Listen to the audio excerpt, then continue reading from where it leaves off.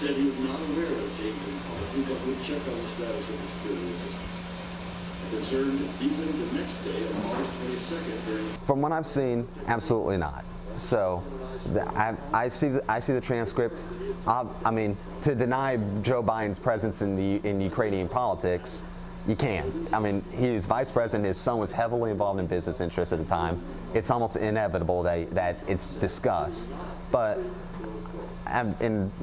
even on social media, I was very clear when this story first came. I was like very mad at Trump. I said, if this is true at all, I am mad at him. He should be removed if there's evidence of a quid pro quo.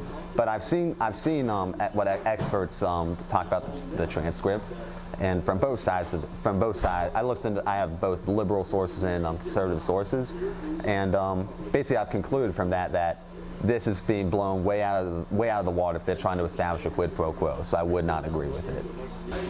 Ukrainians were not aware of the hold until August 29th. On defending the country from Russian aggression, Ambassador Bolton recommended that I send the first person cable to near the end of Ambassador Bolton's visit. I asked to meet in private, during which I expressed... I'm not expecting anything. All the witnesses who have come forward so far are saying, I interpret this as a quid pro quo. And you see, I don't care how you interpret it. I care about what the facts are.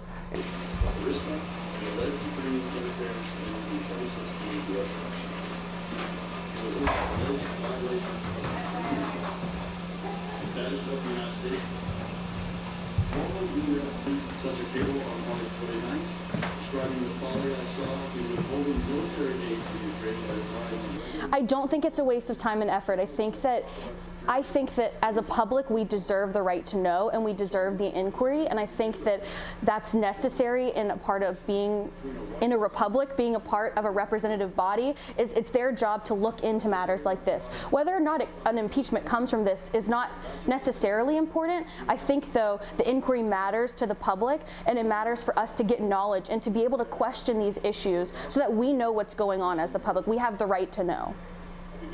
In the eastern portion of the country, 14,000 Ukrainians have died in the war in Donbass and war.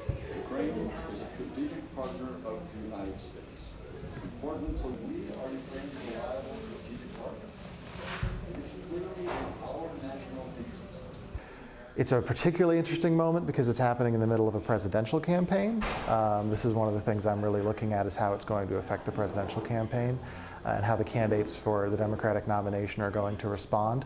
But in general, it's a very rare event. It's a very serious event. Whether or not it moves public opinion, what are the effects, what are the political consequences, those are all going to sort of unfold as we go, but it's rare, it's important, it's something that we should not overlook. Days later, Mr. Putin invaded Crimea, holding a sham referendum at the point of Russian aggressive Russia. Second, even chief mission was compelling.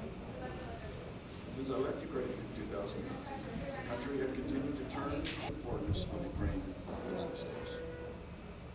By background, it has been a privilege. The security assistance we provide is crucial to Ukraine